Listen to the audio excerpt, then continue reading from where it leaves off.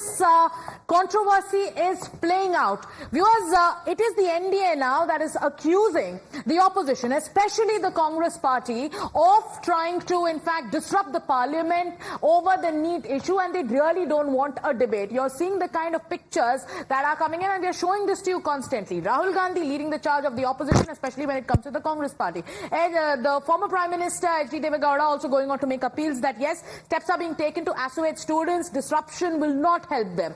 In Tamil Nadu, the DMK too is stepping up its attack, and the NSUI is leading its protest. Now listen in to how the NDA is hitting back at the opposition, accusing them of disruption and doing this just because they do not want a debate. Listen in. हम फिर से कहना चाहते हैं, सरकार किसी भी मुद्दे पे चर्चा करने के लिए तैयार है, लेकिन नियम के तहत होना चाहिए। आदरणीय स्पीकर महोदय ने बहुत ही अच्छी तरीके से बात बताया कि जो मुद्दे विपक्ष के नेता उठाने चाहते हैं, अपने समय जो तय किया है उस समय पूरा बात रख सकते हैं, क्योंकि 3 दिन का चर्चा है। प्रेसिडेंशियल एड्रेस का, मोशन ऑफ थैंक्स का 3 डेज चर्चा का तय किया गया है। 3 दिन में अपने बातों को विस्तार से रख सकते हैं, और हमने सरकार की तरफ से बताया कि हर मुद्दे जो भी उठाएंगे उसका हम विस्तृत रूप से जानकारी देंगे, सदन में बात रखेंगे। And B.V. Srinivas of the Congress is joining us on the phone line. You were the first one, Mr. Srinivas, to highlight today that the LOP, that is Rahul Gandhi's mics were switched off. And that is the charge that is being made by the Congress party today. What's your specific charge against the government as you raise the NEET issue? इनका रस्सी जल गया, अकड़ नहीं पाया इन लोगों को। इनकी क्या करना चाहते हैं इन लोग ने, किस तरीके से इन लोग ने अभी भी एलओपी राहुल गांधी जी, इनका माइक ऑफ करने का काम इन लोग ने किस लेवल पे इन लोग ने किया है। मुद्दा क्या है? नीट का मुद्दा है।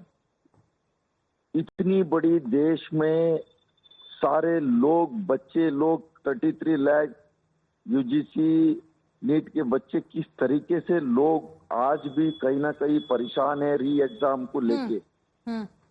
तो इन लोग ने कुछ लोगों को री एग्जाम देने का बात किया, हम सीबीआई को दे दिया। तो री एग्जाम करने में क्या दिक्कत है? आप सीबीआई को दे दो, किसी को भी दे दो, कोई फर्क नहीं पड़ता है। री एग्जाम क्यों नहीं कर रहे? धर्मेंद्र प्रधान का आपने इस्तीफा क्यों नहीं दे रहे? सरकार का ये कहना है, जैसे एजुकेशन मिनिस्टर का भी आज ये कहना है कि वो प्रोएक्टिव स्टेप्स ले रहे हैं और अभी सॉल्यूशन लाने का इनफैक्ट जो रिस्पॉन्सिबिलिटी है, they are looking at that. एक रीटेस्ट उन्होंने करवाया जिसपे थोड़ा 50% से ज्यादा लोगों ने इनफैक्ट एग्जाम दिया और कुछ स्टूडेंट्स ने नहीं दिया। सीबीआई का इन्वेस्टिगेशन सरकार अपनी तरफ से कह रहे हैं कि हमने सीबीआई इन्वेस्टिगेशन ऑर्डर किया है, हमने एक्सपर्ट पैनल जारी किया है, इन्वेस्टिगेशन चालू है, एनटीए के जो डीजी थे उनको हमने रिप्लेस किया है और हम डिबेट के लिए भी तैयार है। और उनका ये चार्ज है कि ऑपोजिशन को डिबेट नहीं चाहिए। सुनिए 1 मिनट, आप बात ये लोग नहीं, आप तो पूरा नीट के मामले में किसके साथ इनजस्टिस हुआ समझ नहीं पा रहे। जो किसानों के बच्चे, गरीब के बच्चे, जो मिडिल क्लास के बच्चे, ये लोग डॉक्टर ही नहीं बनना है, इंजीनियर नहीं बनना, ये लोग चाहता है। पैसे वाला पेमेंट सीट लेके जाएगा। किसके लिए मदद किया इन लोग ने? फर्स्ट ऑफ ऑल वो is not fit for become education minister. उसका इस्तीफा, why they are not taking resignation from him. जब इंक्वायरी क्लियर हो जाएगा, वो साफ आएगा, उनको पीएम बना दो। हम लोग क्या कह रहे हैं? आपको जो बना दो बना दो उसको। अभी जब तक इंक्वायरी हो रहा है, पेपर लीक हुआ है, सारे आप लोग ने अरेस्ट कर लिया, एवरी डे अलग अलग लीड मिल रहा है, उसके बाद में भी आप उनको कंटिन्यू कर रहे हैं। किसको बचाना चाह रहे हैं? The government, like Mr. Srinivas, thank you for joining us with your perspective. But like we've been telling you, this is a war of words that has broken out between the Congress and the BJP. But who are suffering is the student. It is the students and their interest that has to be kept paramount, and that's what the government is saying at this point of time, that they are trying to keep the interest of the students paramount. The opposition too is saying that they are fighting for the students. Let's listen into some more reactions that have come in.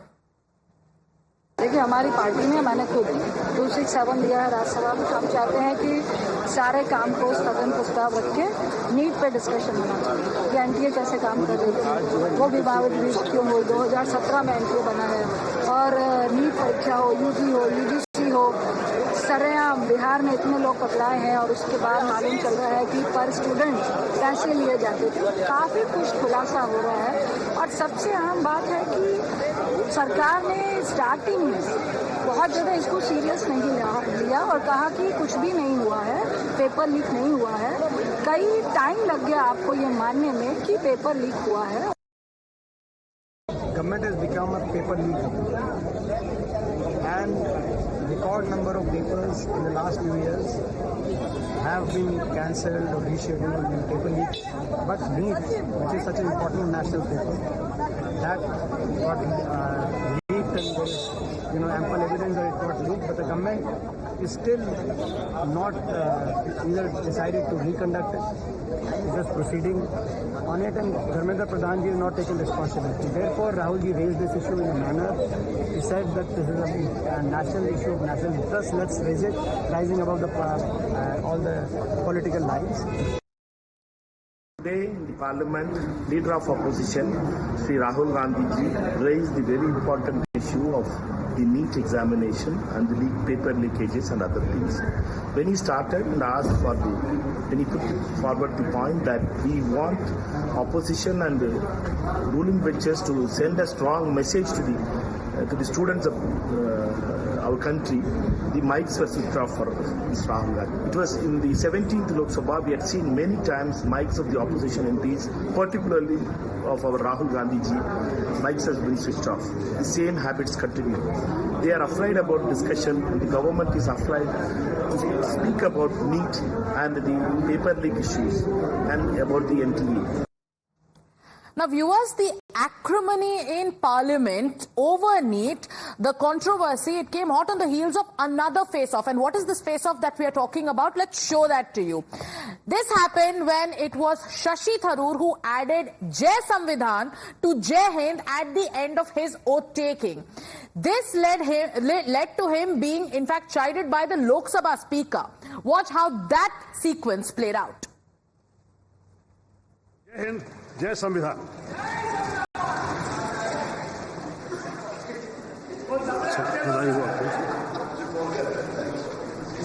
संविधान की शपथ तो ले ही रहे हैं, ये संविधान की शपथ है।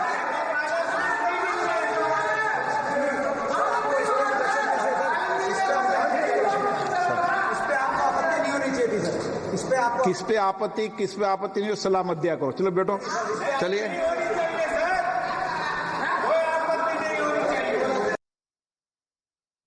And it's time for us now to slip into a short commercial break. Stay with Times Now. We are coming up with another big story right after this short break. Taking a break.